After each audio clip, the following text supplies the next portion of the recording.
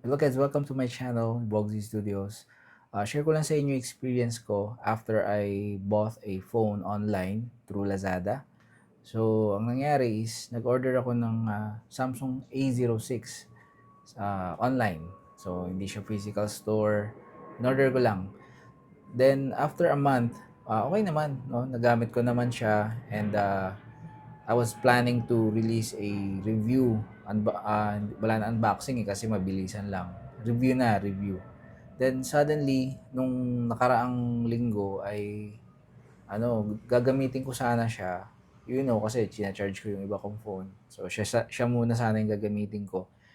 Then suddenly nakita ko dun sa screen parang medyo pixelated siya. Tapos nung tinitigan ko mabuti, meron siyang mga horizontal line. So para na siyang kung familiar kayo sa pad paper nung elementary na sinusulatan, gano'n. Hindi siya vertical kasi usually ang reklamo sa mga panel ng Samsung is may vertical line. It's either green or pink. Pero ito horizontal. So, nag-research ako konti and nakita ko na siya, parang hindi naman defect pero kailangan palitan yung screen. And buti na lang under warranty yung phone. So ngayon, nag-chat ako dun sa seller, sa Samsung mismo, Samsung store. It's a legit store. So wala naman akong pamba na baka na-scam ako or wala na siyang after sale support. Meron pa rin naman. So nag-chat ako sa kanila, then nire-direct nila ako sa through Lazada customer care, parang ganun. So iba pa yon, separate pa yun dun sa mismong store. Then si Lazada customer care, in-inform ako na dalin ko sa shop, sa mismong Samsung. So ito na nga, dumating kinalunisan, kanina pumunta ako sa Samsung Mega Mall. Yun, kaya may post ako recently na nasa Samsung Mega Mall ako. So yun, dinala ko yung box kompleto. Andun pa yung cable, hindi pa nagagamit. Andun din yung SIM pin, SIM ejector pin. Kompleto, documentation nandun. Ang wala ako is yung resibo, no? Wala akong resibo. So, 'di ba pag usually physical store bibili ka, before ka umalis, pag binayaran mo na, bibigyan ka ng resibo. Pag may kailangan kang paayos, yun yung papakita mo. So, ngayon, confident naman ako na since kakabili lang, 1 month pa lang yung phone, tapos andun pa sa account ko sa Lazada, so merong order number doon, so dinala ko lang. Then yun, chinek yung phone. Apparently, nalaman na kailangan palitan yung LCD. So, kailangan palitan yung, IPS. I can confirm if IPS talaga yun. Basta yung screen, kailangan palitan yung screen. So, yun, nung hinahanap sa akin nung support sa Samsung, yung resibo, sabi ko, online ko siya binili. Then, pinakita ko yung screenshot, hindi siya screenshot sa mismong Lazada app. Pinakita ko sa kanya yung phone, no, na order lang last February. Ayun, hiningan ako ng e-invoice. So, wala akong naipakita kasi wala namang binanggit yung ah, agent or through chat sa Lazada na Samsung store. Wala silang binanggit. Sinabi lang nila makipag-coordinate sa Lazada Customer Care. Si Lazada Customer Care naman, walang binanggit about e-invoice. Basta punta na lang daw ako sa store ng Samsung. So in the end, wala akong mapakita talaga.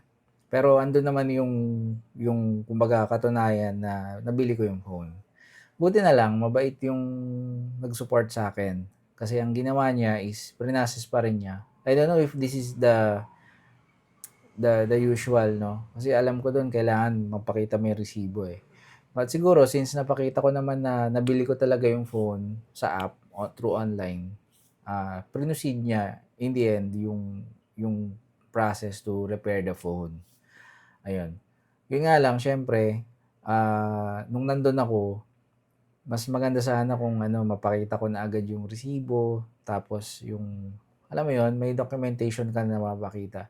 Which is, doon ko naisip, isa sa mga hassle kapag online ka bumili, tapos nagka-problema yung electronic device mo, Ayun, share ko na sa inyo. Kailangan makuha nyo yung e-invoice sa Lazada or Shopee man yan or anything na online store, no, na pinagbilhan nyo.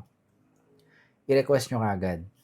Tapos, itago nyo yun para yun yung dadalhin nyo sa physical store. Yun yung papakita nyo mismo na proof na under warranty pa yung gamit.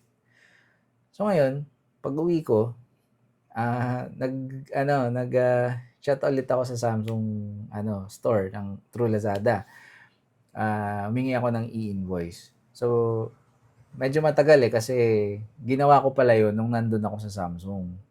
Tapos, na-receive ko lang yung reply nila nung nakauwi na ako. So, matagal. Buti na lang hindi ko hinintay dun sa mismong dun sa mall.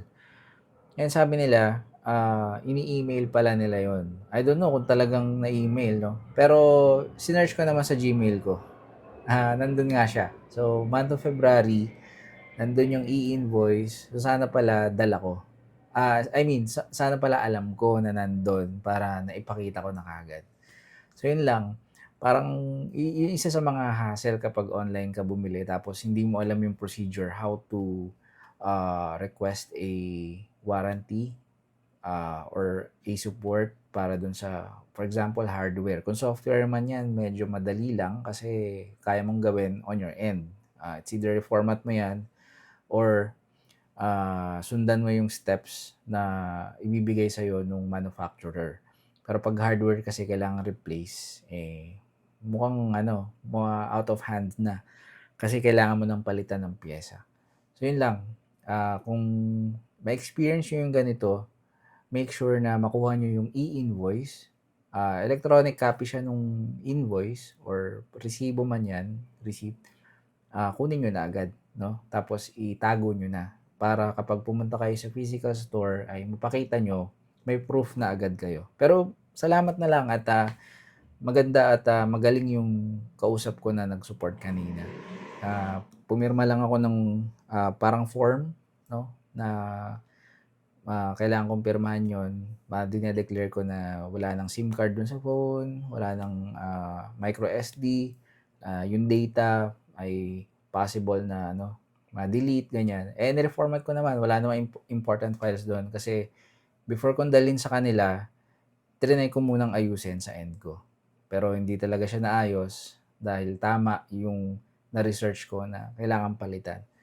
Isa sa mga issue rin na yun, na siguro pwedeng bigyan pansin. Kapag bumili ka online, hindi mo sure kung paano siya na-handle during the delivery. So, hindi mo rin masisi kung dahil ba doon or talagang may defect ba talaga yung screen. Ayun lang. So, sana makatulong sa inyo. Prepare nyo ahead yung e-receipt or e-invoice pag online kayo bumili para pag kailangan nyo ng support, yun na ipapakita nyo documents. Okay? Thank you for watching. See you again on the next video. Bye-bye.